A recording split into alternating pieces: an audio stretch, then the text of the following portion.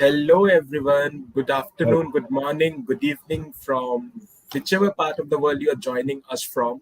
That's the biggest advantage we could get out of the virtual sessions that we conduct. And the biggest advantage is like we could host two Kaggle Grandmasters together on our virtual platform like this. Today on our 37th meetup, we have Luca as well as Conrad for a panel discussion on their journey over the Kaggle platform, and they have recently written a book that's the Kaggle book. So congratulations to them for writing the book. Thank And you, Ayan. we would love to hear out from them how has been their journey, their learnings, their experiences writing a book.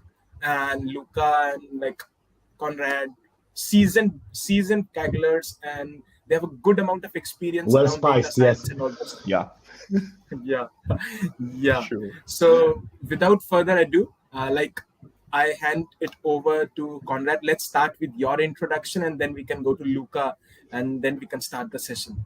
Okay.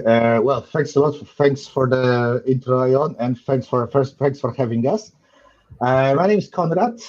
As you can see from the baby blue description on the screen, I'm a grandmaster, and I have a non-pronounceable name for people born outside of Poland. I've been in Kaggle for 10, 12 years, something to the tune. I'm trying not to trigger a depression in myself just by checking how long it has been, but it's probably something in that zip code, duration-wise. In terms of my background, I have a PhD in statistics, and I've been crunching numbers for a living for a very, very long time. Like, when I started, the term data scientist wasn't even a thing. It was called quantitative analyst. That's how long ago it was. So practically Mesozoic era. And yeah, one thing leading to another in my colorful journey so far. I ended up sharing the stage with Luca today because we wrote the book. Because one thing leading to another, turned out there was interest in what guys like us have to say about the story so far, without resorting to complete archaeology. And before I overdo the self-deprecating humor, Luca, over to you. Thank you, Konrad. Great introduction. As Konrad, well, I am Luca, and as Konrad, yes, I have long experience on Kaggle. I think it has been over 11 years or something like that. Myself, I don't dare to have a look at my page and know the start. I hear you. Yeah, but it has been a long journey. Actually, I started from a non-mathematical, non-statistical background, but when I started working, I immediately got drawn into data analysis and especially statistical analysis. So for a long time, I've been a statistical analyst for marketing purposes, advertising, and all the kind of industrial and B2C marketing, until I finally, encountered Kaggle, and that changed myself into a data scientist.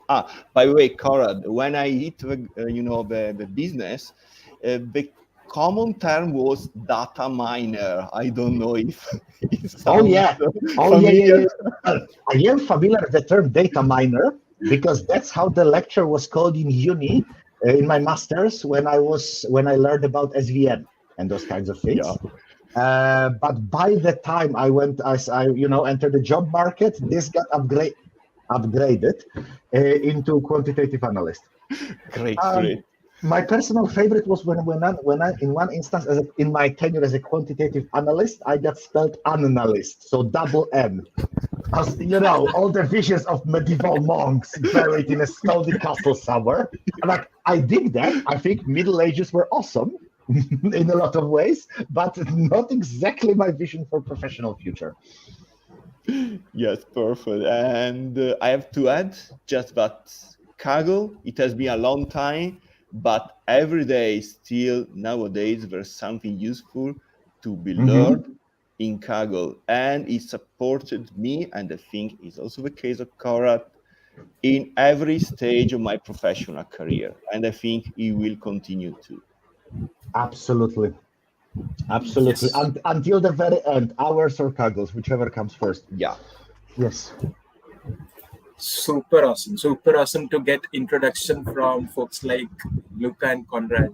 So like it seems that we have folks who have seen the old ages of data science and to the current, as well as they have a lot of aspirations, a lot of thoughts on how data science should go and what's the power of data science in the use cases to come.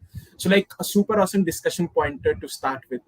So like as you have mentioned about your educational background, that you started from a mathematics background, you started from a non-mathematical background, or like a people have this apprehension in mind that okay, for things to start, for things to enter into data science, or for me being a data scientist, I either need a degree in mathematics, computer science, or any quantitative kind of fields. So like that's somewhere stops people. They have this thing, but usually when you go into the industry, you already see a lot of CAGLers from other domains, those who are doing very well. So like your suggestions to them, so that they do not get boxed in that thinking that just because they are not from very technical, very quantitative domains, data science is not for them, or something like that. Agree 100%. Essentially, labels like this, I mean, I'm a math guy, okay? So I can't overdo the whole dismissing the importance thing. But in my experience, people who stress it the most, they are those who, how do I phrase it politely in a public forum, have issues around snobbery and need to prove something in the self-esteem department. Which, of course, we all have issues, but I don't see any particular reasons to work through my own issues at somebody else's expense. And this is what a lot of those people who say, no, don't even bother without a computer science degree. No, that is absolutely not true. That being said, if you ended up in humanities for a reason, because you hated programming, and math, anything mathy smelling, terrified the daylight out of you, then it might be an issue, because there is a third degree of math. You don't need a degree in a STEM type of field to get going. That's most certainly not necessary, but some affinity, if nothing else, at a level of passion. I like it, but one thing leading to another, I ended up graduating in, I don't know, linguistics, just to pick something that sounds pretty far from that field. You need some affinity. You need to like it somewhat, because there will be math, there will be coding, and, as they say, the usual stages of an IT project: denial, anger, bargaining, depression, acceptance. That will happen a lot. Luca, you feel like rethink of that one? Yeah, I would like another point of view. Actually, I started from a non-mathematical background, but I had, training in statistics because I needed. Statistics is fundamental. So I started as an applied statistician. If I hadn't that background, that preparation, probably I wouldn't have made it.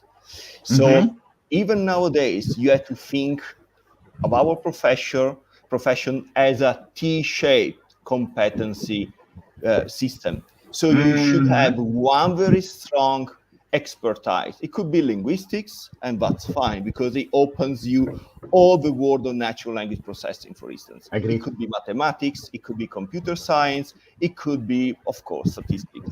But then you have to build on this a lot of maybe smaller, not so in-deep competencies, but very wide in range, because a data scientist should be able to deal with business issues, should understand society, because most of the data comes from people, also some psychology, mathematics, algorithms, computer science, and so on. So it's very important to start from strong backgrounds in one field related to our, profession, and then start, diversifying with more knowledge. And that can come the differentiation against all the other competitors you have in the market, of course, because you can decide to be more interested in tabular data, natural language processing, image processing. Shout out to Boyan. Yeah. Yeah. In XGBoost. Greetings to our esteemed Kaggle colleague Boyan Tungus, because anytime you say tabular data and XGBoost, if you did Yeah. word cloud, Boyan's Yeah. Twitter handle is gonna pop up somewhere close to those He two. has an alert in his house, a thing, something, ringing and making lights So and noise. greetings Yeah. in the direction of United States right now. Yeah, he will call us. I'm just expecting. Let me check the mobile. Maybe we're going to call soon. Yeah. Yeah, thank you so much. So like with that, it usually happens that when we talk about data science or the folks who are data scientists, they their major job is not just to work with data, not just to play with data. It's to understand the data and to bring the analysis, bring the major crux of that of that data to the business people, right? To communicate, to present better. It's like usually most of the students or most of the folks who just start, they think that if they know that this is, I know how this calculation goes, I know how this algorithm goes, I know the mathematical background, I know all those things, but they somewhere lack this thinking that I also need to communicate to certain folks who are not from data science. Correct. I need to understand how the data is, even if you apply the most complex algorithms, the salesperson sitting in front of you or the person to whom you need to make that model understand or your explorations understand, you need to be a little bit more adapt to the business side also while working on the data, right? You just want to help your business with your understanding on the data because you have a better understanding what the data speaks. So how can someone start? Like, though definitely this comes with time, like as you work in the industry, you know how to communicate and all those things. So I what's your suggestion? I have such a perfect answer to this one where I get to make a joke around age. Can I go first, Luca? Yeah, please. Oh my goodness, it's so much easier for kids these days than it was for us. I've been waiting to use that line in professional context for a long time. And the reason it is easier, I agree 100% with you. It's crucial that you, like, it's not only that people don't understand algorithms at the level that you'd like, business people or whatever. 9 out of 10 cases, they probably don't care. They want an answer. Like, this is gonna give me a, I don't know, 10% uplift in the metric that I care about. So that's not just a matter of speaking the language of business, because just starting to speak the language of business, this is step one. This is step one, but the very fact that you speak the same language, I mean, it's a necessary condition to get your point across, but it's not a sufficient one. See, math still in my bloodstream.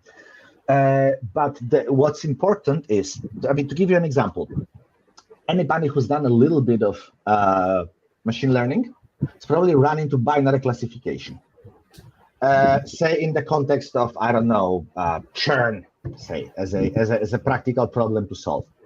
Well, how do you optimize it? You're probably gonna throw around ROC, AUC, log loss, or something like this, yeah?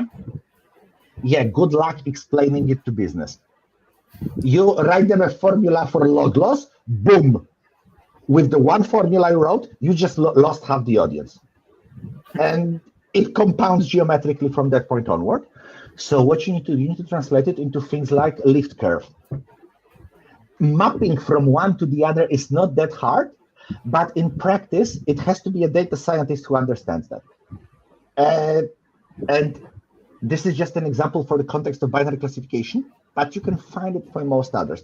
Business doesn't know how your stuff works. As far as they are concerned, you are a green troll living in a castle, like, you know, the mountains of doom in a fantasy film. And the nerd trolls, they do their thing.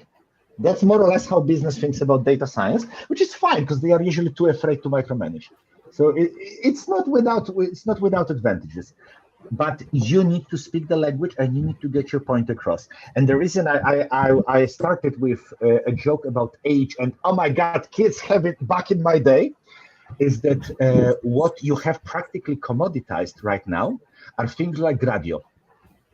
You build an NLP application, I mean, solution, say on a level of a notebook. I don't think it has ever been easier in my memory to have an interactive demo.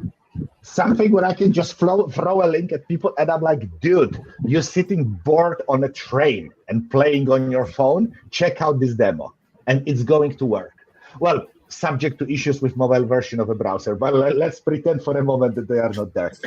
But no amount, I mean, describing the math, I'm gonna murder the people with boredom, because that's what they think about it. I'm a nerd, I think it's cool. Most business people think it's boring as hell.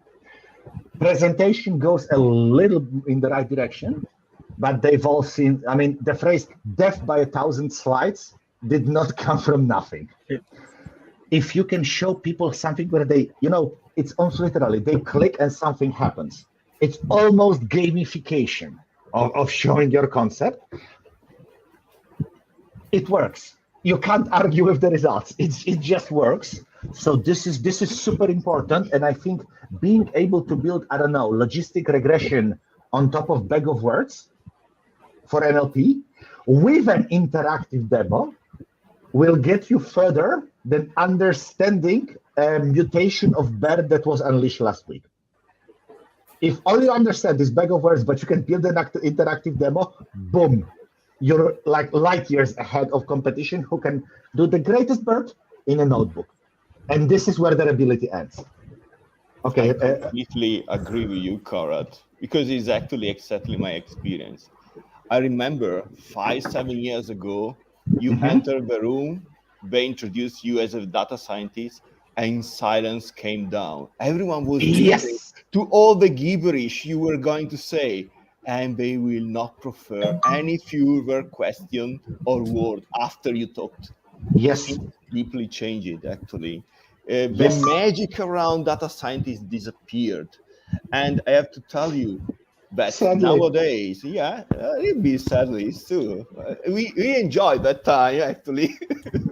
Nowadays, maybe it's more interesting. I'm not complaining. Maybe it's more interesting. Actually, your job starts from the very beginning, the question, because we are still waiting for business questions that make sense, but most do not. So your first job as a data scientist is to why the hell am I called a cynic? If I say that, everyone will scream I'm a cynic. Well, you know it's fine. It's reality. I know it's true. Bloody hell, there's no justice in this world.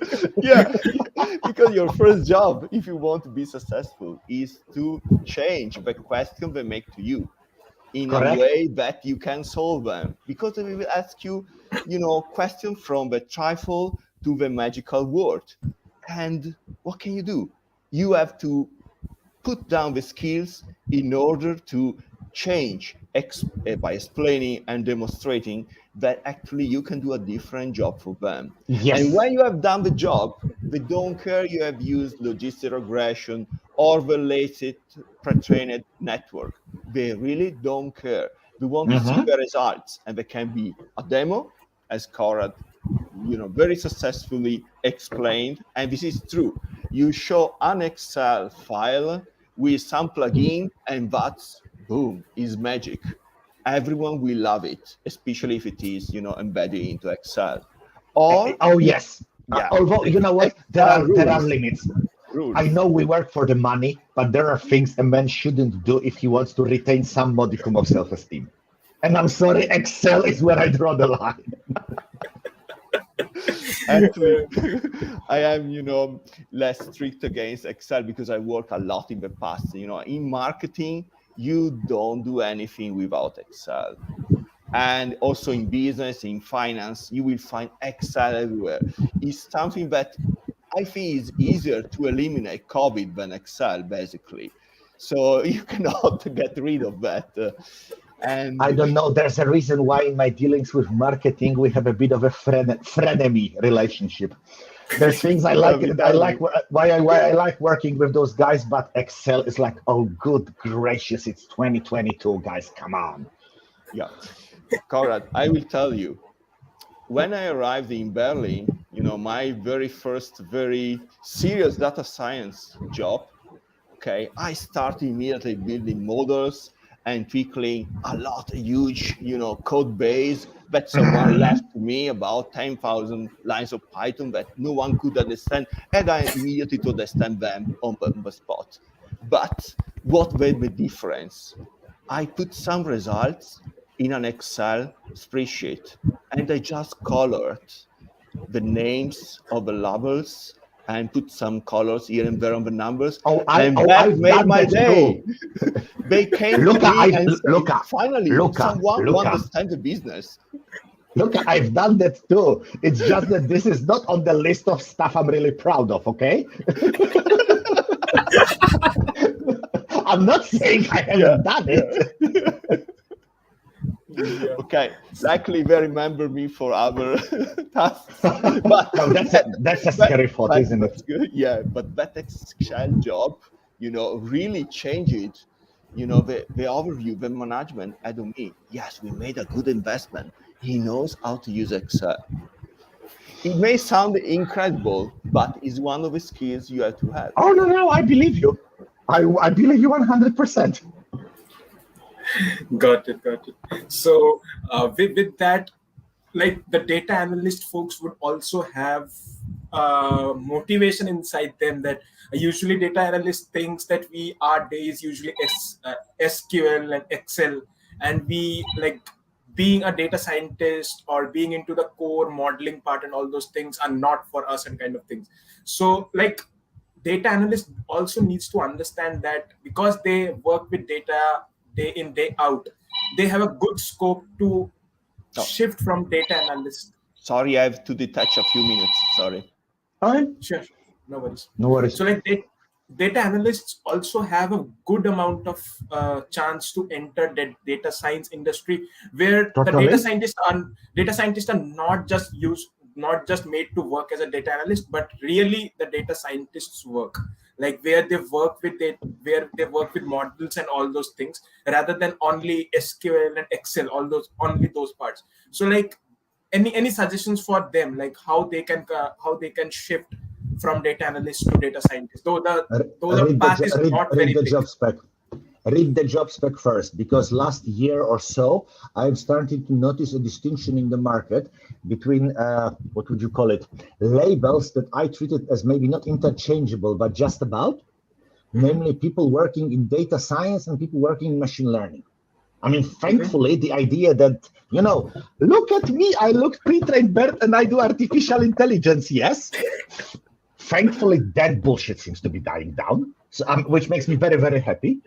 Because in all my years, I think I've done one project where I could with a straight face say this is in the direction of AI, and that was reinforcement learning. I mean, I don't think you can seriously call supervised learning AI. That being said, people are starting to differentiate. I'm not sure why. Is it marketing having its way, or HR, or some other reason about markets differentiation, whatever? But data science seems to me what kind of used to be the job in analytics. To give you an example, like data science is build a churn model and integrate it with business. Machine learning is more, machine learning researcher doesn't seem to be a thing. Machine learning seems to be followed immediately by engineer. So someone who doesn't so much build models as gets into them, uses them and then productionizes them. So with that distinction in mind, the title of data science is so prolific. So many things get called data science. It's kind of hard to say how to break this. I mean, as far as I'm concerned, if someone can program a little bit, they've done something beyond point and click, because I think the no-code visual environments, they refuse to die. I wish they finally did, but it doesn't seem likely. As far as I'm concerned, I mean, I have hired people for the data scientist job, despite the fact their CV said data analyst, but I was like, I don't care. I've seen their submission for the assignment. I don't care what it says on their CV. Like, I know this guy can do the job. Guy, girl, whatever, you know what I mean? So I think in a lot of situations, I mean, okay, of course, you can always bump into a hiring manager who's a twat, who, if he doesn't see data science 7 times like an incantation in your CV, he will ignore you. But ask yourself, do you really want to work for someone like that? Because that person clearly has ego way below their IQ. Do you really want to work for someone like that? But barring twattery of that kind, in a lot of cases, people are just blocking themselves unnecessarily. The thing is, what can you show? And in terms of more practical advice, finishing my overblown philosophical digression, Coursera courses and certificates, they don't really cut it anymore because of how ubiquitous they've become. On the decent showing on Kaggle might get you somewhere, provided it's something beyond Titanic and the playground competitions. The thing to keep in mind, if you feel like, there's multiple pathways to get you noticed. Say you had a brilliant idea, like you have 2 left hands when it comes to NLP. You don't know BERT from logistic regression, but you have absolutely killer intuition for image models. Fine, go for those. Or maybe you don't feel that strongly with coding yet, but you have lots of ideas where to locate good quality data.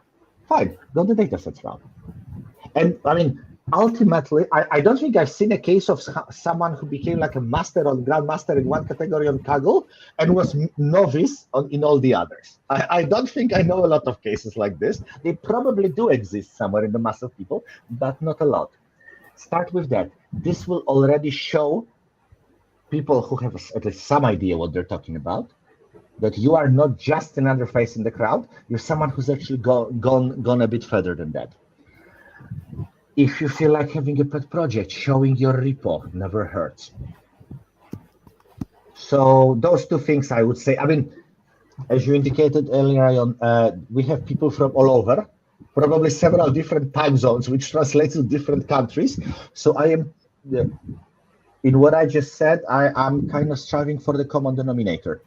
Things that are most likely to work, irrespective of time zone and domicile where you are currently, which side of the Atlantic, Pacific, or the Indian Ocean you sit upon. Those are the kind of things that should probably work there. Are there things specific to your market, the job market in your country or something? Yes, of course, but I don't know them. So I'm not going to waste anybody's time by improvising around it. But those I mentioned, I'm fairly confident they should help. Yeah, I completely agree, Ion. And actually, it's what we wrote in the Kaggle book. Because coming back to the old good times, there has been a time where suddenly I noticed on LinkedIn, everyone sticking themselves the title data scientist, even if they were not. And especially if they were not. Yeah, especially if they were not. And it seemed that just having that label, could open all the doors of all the world. But things changed. First of all, data scientist is still, controversial. What does it mean? Because at the beginning, we were just, kind of scientists put into the ivory tower. But nowadays, you see the real data science embedding into companies' functions. So you have everyone working at different problems in different parts of a company. So data science can have very different, nuances. And also, machine learning engineer. Sometimes, it just, a more emphasis on modelistic aspects. If I now start telling you what is, the common phraseology in finance, where I'm actually working now, you will be surprised. Everything is different. I'm called an empirician, for instance. I'm not a data scientist. I'm an empirician. Because most of the people there, have strong background in physics. And they consider themselves as theoretician. Instead, myself, working with data and coding through it, I'm an empirician. So at the moment, the best way you can make yourself notice it, you can make yourself, desired by companies, is to show your ability on places like Kaggle. And I would add, to share your knowledge. Because to my knowledge, sharing your knowledge is a way to make yourself renowned, to make strong connections in your community or other data scientists or machine learning engineers or whatever. And it also makes you to be noticed in a much easier way, because if I go and look what you have done, people from HR, headhunters and so on, they can find a lot of things you have done and that you can prove that have been done by yourself. So Kaggle, making your experimentation, your blogs, your record are all the tools you actually need. Titles, certifications and so on, they can be useful, but they are not necessary.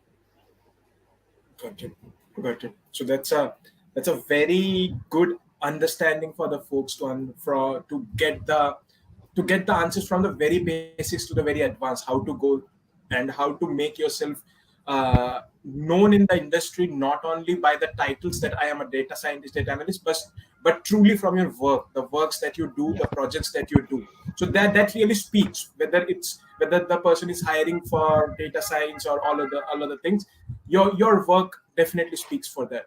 And with that, I come to the question, like, because you both have been a Kaggle grandmaster and you have seen the journey of Kaggle as a platform, and you have been in data science when data science was not called data science, right? So, like, how has Kaggle evolved and how has your journey evolved within these years? Luca, go. Okay, what we have seen a great change. If I look back in time, what I knew is just now a small part of what I actually use every day in my work and what I actually know.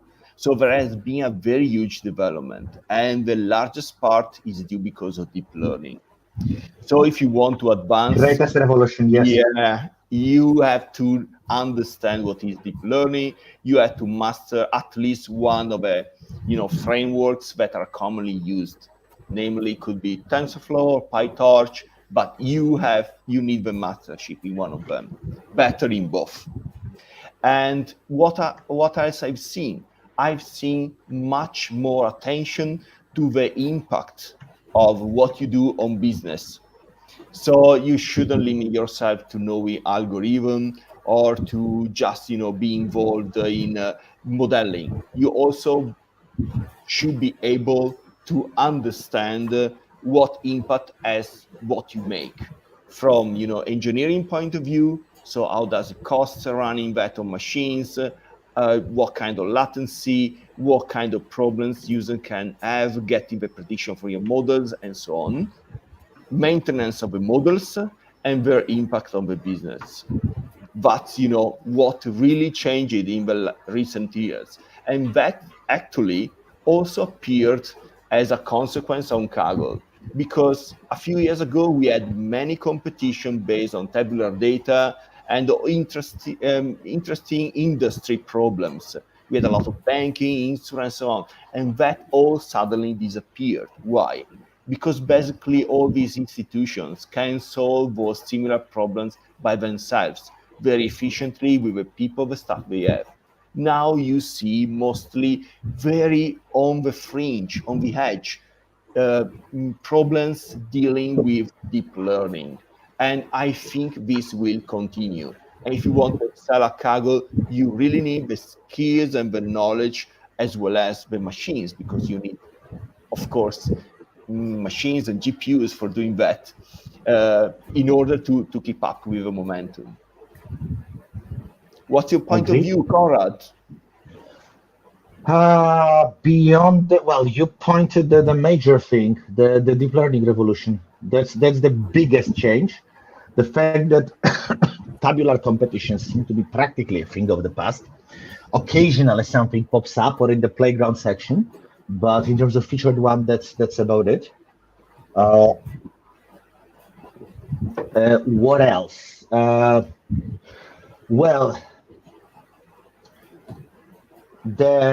little bit of the nasty stuff, like occasionally something explodes that people get disappeared because they were cheating, and sometimes it's a fall from grace from a rather high spot. Without naming names, let's not be too nasty, but there's a variant, like someone kind of translates to me because it's frequently the language I don't speak. I don't speak that many, and stuff like, well, for this amount of money, we guarantee you this level of medal in a competition. Stakes grew, which I guess that it's kind of inevitable that goes with the territory, because the recognition of Kaggle. If Kaggle wasn't recognized, it wasn't something valuable to people, nobody would try to pay for getting it for them. Right. So that's in a perverse manner an indicator of Kaggle's success and the value that those credentials provide. Yes, and I've noticed that the different geographical areas have been involved periodically in that. So sometimes it's very popular in an area and you have a lot of cheaters or people, a lot of Kagglers from that area, and then suddenly... Well, in an era of VPN, how reliable is it really that you can pinpoint people to a city in Germany or China or in, like, I'm sorry, setting up a VPN is not exactly very difficult. And I don't think I don't think it's very out there to presume that people who engage in that kind of stuff do to some lengths to obscure their location. So I don't treat it as reliable information. Got it. So, we have seen, we heard from you, the transformation that the platform and the data science industry has got. So, what do you think? Where we are heading? That's a very tricky question to predict the science, which in turn predict things. So it's a very big, tricky question to understand, to answer. What's future of data science after 5 years? Specialization. Specialization. I think data science, with all sense of proportion, is kind of undergoing something similar to what math went through in the 1920s. Like when David Hilbert died, the era of true universalists in math ended. This was the last guy that I am aware of in history who could jump between functional analysis, numbers theory, and then, I don't know, what else did Hilbert double in? Just about everything probably you can think of. He touched on probability as well. That's when the era of great universalists ended. I think we are approaching this in data science because the field has become so vast. Even the pantheon, the living legends of Kaggle, even they don't have the time to keep up with developments in everything. Yeah. There are things that are to a degree a little bit transferable, but not terribly so. And you can notice that if you look at people, I don't know, the GMs with the biggest multipliers. Some pop up every time without question when there's an image-based competition. Others when there's NLP, and I think this is the trend that will continue. It's a harbinger of things to come, because there's just too much going on for someone to remain, on the bleeding edge with, say, InVision and NLP and reinforcement learning. So, insofar as I can dare to predict something, this is the direction in which things will progress. Caveat prediction. Although I've been thinking that for a while, doesn't seem to persistently refuses to materialize. Reinforcement learning getting bigger. Yeah. There's much attention now, Conrad, on that. Yeah, there has been for a while, and it's always, and hopeful. It's like the flowers are beautiful, but shit never bears fruit. Yeah. If you excuse me mixing multiple metaphors. Yeah, but he called a lot of people's attention, and the more people you put on a problem or in a field, the more likely is to have a breakthrough. And I completely agree with you, because basically the last breakthrough we had, the transformers, it's kind of general because it can be translated from language models to images, and you can even use them for tabular data. with uncertain Shout results. out to Boyan again. Yeah, Boyan. It's good, it's bad. But I think Boyan should just sit down and write an XGBoost transformer and be done with that. Yeah. But basically, I cannot see but in the future breakthrough in specific fields. And, everywhere there's people working with these tools, machine learning and deep learning, on specific problems. So we'll come up for sure with something which is specific of finance, specific of maybe some industry. But, I cannot expect, and it's very difficult to foretell, kind of a master algorithm that suddenly will appear and magically will solve all the Good problems. gracious, you mean someone blowing up the no-free large theorem? Good gracious, I hope that doesn't happen. That would be depressing as hell and would make our life very, very boring. It won't happen. I hope not. I think so. And we don't have any sign of that happening, because what we see are breakthroughs now more and more narrowed on specific problems. Then maybe we can find a way to translate those breakthroughs into other sectors, translation of the solution we found to other problems. But now they are very specific. I agree. And part of the specialization you're seeing, like in what was it? The attention is all you need was, 2017? Yeah. Right? What are you seeing in language models? The only evolution that's occurring is I got 3 billion parameters, I got 30 billion parameters, and I generated enough CO2 to, I don't know, depopulate half the Amazon, and I made 2/3 of Amazon with my CO2 footprint. Seriously, if you look that's my Eastern European cynical summary, but that's what the press releases of the string of ever bigger language models sounded like over the last couple of years. Did it achieve something way better, way more? Not really. It's just bigger. Well, my model is bigger than yours. Yeah. Okay, that's a mindset. That's a mindset that we've seen in different guises since the dawn of mankind and recorded history. Like you go to, I don't know, tablets from 3,000 years ago in, I don't know, in India or in Egypt or wherever civilization was already humming along at that stage, there's gonna be jokes centered around that line because certain things just don't change. But what's it really to your average NLP user? I mean, first of all, how many people have the hardware to run something that monstrous? So that's also, I mean, I don't know if this is a future of data science type of prediction. This is also something that you are not, like, in terms of NLP, Hugging Face is slowly eating everybody's lunch. Gradio, which I mentioned earlier, Hugging Face.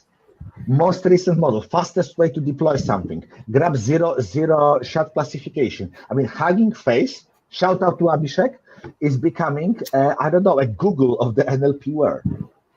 Yes, theoretically there is competition, much like Google people said in Congress, we're not a monopoly, DuckDuckGo is a competitor. Like CEO of DuckDuckGo, like, guys, I'm flattered by what, cut it. So that's another change. I don't know how to formulate it as a unified statement, but something boiling in that direction, I think. More and more specialized.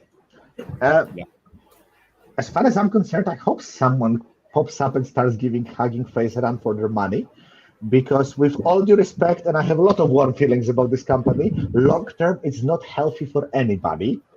It's not healthy for a space to be ruled in an unquestionable fashion by one entity. Got it. So,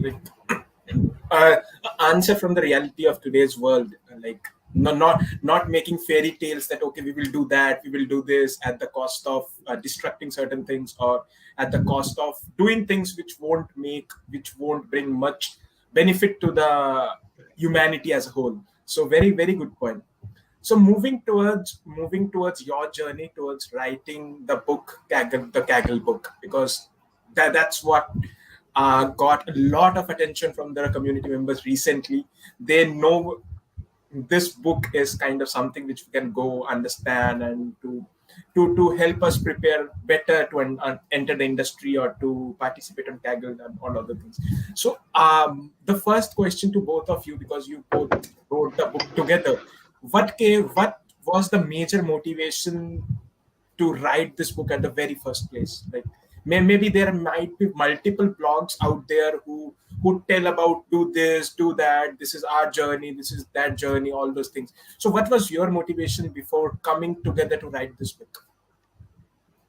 Senor? Okay, so basically, it's my observation as a Google developer expert that drove a little bit the idea. And when I proposed it to Conrad was enthusiastic because he actually felt the same.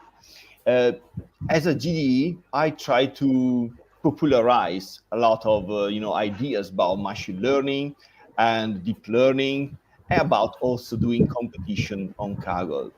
And many occasions, I noticed that when you are a novice or you have a basic experience of Kaggle, every time is like starting from scratch. So you enter a competition and you're lost. You don't know what to do. And you have to ask on the discussion.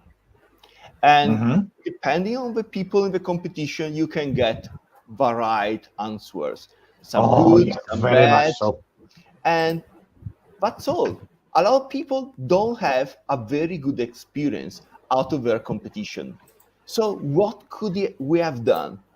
Well, we could just take all the basic information because there's a core that is basically shared by all competitions and put in a book for everyone to have an easy access to it.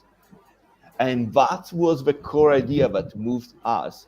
And when I told it to Conrad, he was enthusiastic to help me because basically it was impossible for one person alone to write such a book because I have just a copy here. You can see basically how big it is. Luca, rotate it horizontally so people see how thick it is. I think that's going to deliver a message. Oh, yeah, that's what I mean. It's that's impossible. What I mean. Yeah. That's how it started. And we got very enthusiastic during the journey because we found out many ways of explicating what we wanted to tell to everyone who is starting or is struggling on Kaggle. And that's the reason why, apart from how to compete, how to rank on different problems, from discussion to notebooks to competition, of course, and datasets, we also put inside the question about how Kaggle can help you your career. Because Kaggle can really make the difference, as we already told during this discussion, to your career. And so everything went inside the book, and I hope we did a good job for our readers. Up to now, we are quite happy. And people seem to like it. I mean, at 51 reviews on Amazon, even my statistical mind goes like, yeah, that's probably a decent sample to start drawing. I'm looking at the distribution, Cara. It is very skewed toward 5 stars. Works for me. My initial criterion was, is sample size decent enough that we don't have to go full Bayesian? Yeah. Yes, I apologize to everyone insulted by extreme nerdiness of my last remark. I apologize most sincerely from the bottom of my black heart. But yes, well, people seem to like it. So it seems like we addressed some need that was there, which we kind of thought there might be, but there's always a question. You think you have an intuition, but how much of it is, if I can use an American jargon, getting high on your own supply? Because it's very easy to start believing in your own greatness and the brilliance of your own ideas, because they're my precious. So that's always good to have it validated, and it seems like it worked. That there was a need for that, to have this knowledge gathered in one place, without people getting hammered on the head. I mean, just for context. It's like Isaac Newton said, I saw feathered moss because I saw on the shoulders of giants. And we're crediting multiple people who were hugely inspirational in writing this book. For instance, through what they shared on Kaggle, in our journey, like Chris Deot, the guy from whom I learned a ton about vision problems. Shout out to Chris. And we also mentioned him explicitly. I mean, the thing is, two things we want to do. I mean, like, he gave this content to everybody for free. So, what can we do? We can pass it on so more people know about his awesome content. And in this way, we can also express our gratitude to him, because we learned from his stuff. Well, we learned quite a lot from his stuff. He's just one example. You want to find out all the others? It's like, those Oscar winners. And there's a bunch of other people I should be thanking, but I forgot them. But it has this vibe a little bit, because it's, without those people, we wouldn't have ended up in a position where we could write this book. That's absolutely certain. Yeah. And that's also the reason why at a certain point we decided to spend more time, because we were already going to deliver a book, and we said, well, why not put also some interviews? Let's interview Kagglers. And for the record, when I first heard this idea, I thought it was insane.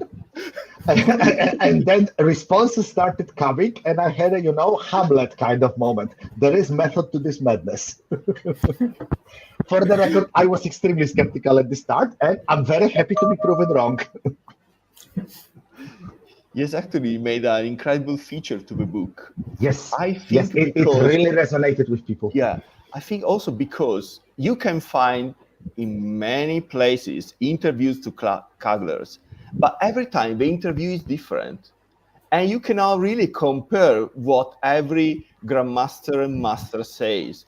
In our book, the questions are fixed, so you can immediately get the point of view through multiple interviews and get the inspiration you're looking for.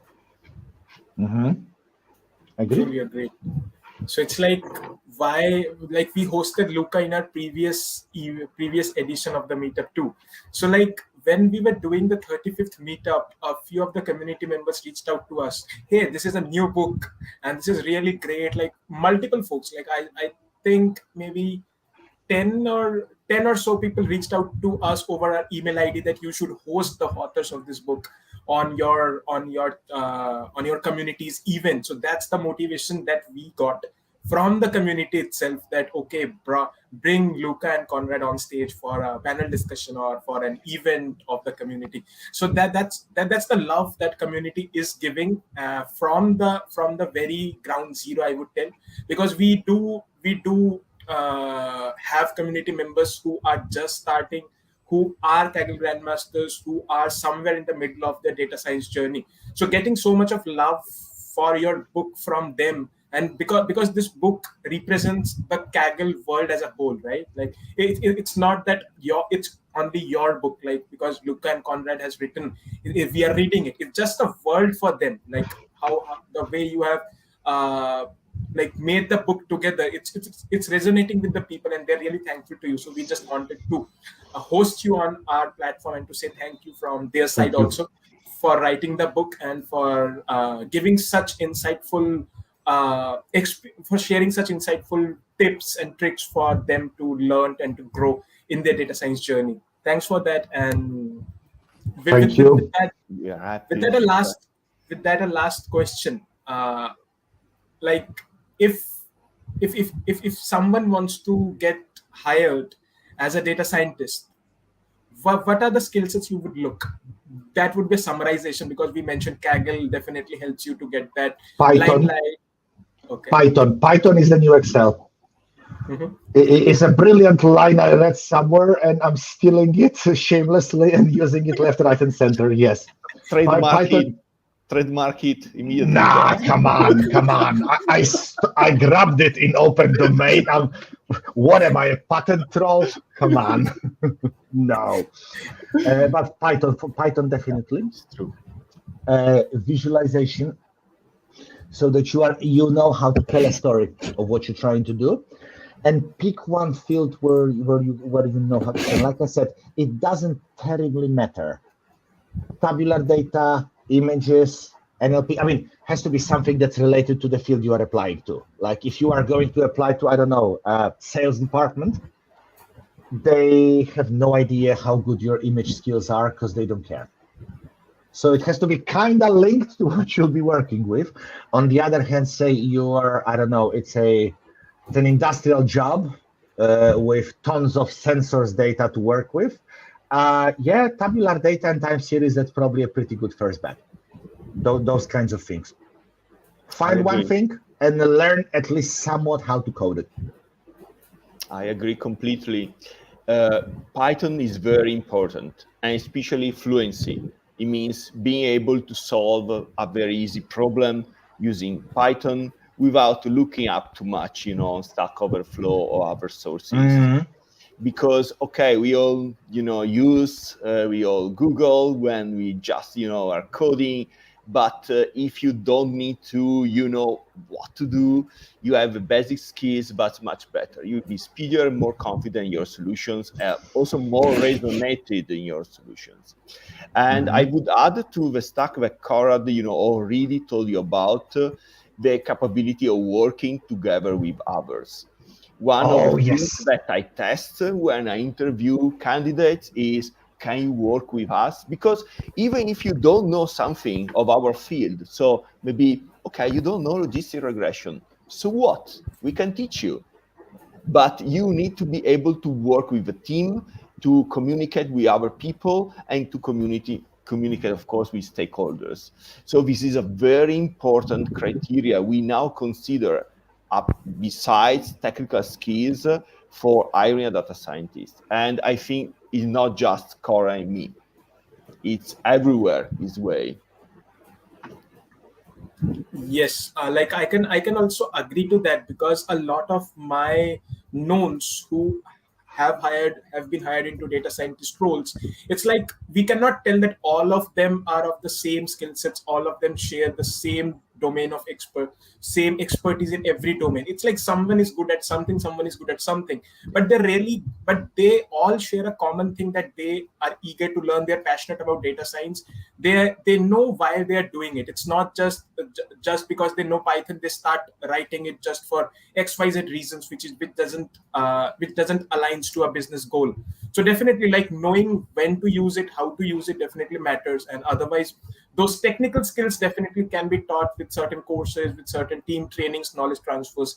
Definitely that really helps. Yeah. And any closing note for the community, Luca and Conrad, before we close this session? Thanks for having us. We really appreciate the invitation. And what can I say, guys? I could make it, and when I started, I couldn't program squat. So don't let anybody tell you that if you can't program, you can't get into data science. Don't let the naysayers get you there. It has been great for me too, being here. Thank you a lot. And as parting words, I have to say, never give up, because one of key, characteristics of grandmasters in Kaggle is persistence. Persistence. So do persist. Whatever you do, don't, get, dismantled, get, discouraged by difficulties. Please persist. Hold on, and you can make it. Agreed 100%. Thank you so much for ending the session on such a great note, that persistence and passion to learn is something which will really help you to excel either as a data scientist or any other domain that you want to work on, or that's a domain that's close to your heart. So thanks to all of you. Thanks to Luca and Conrad for helping us organize this event. Thank you. Thank you, and stay safe. Bye-bye. Bye.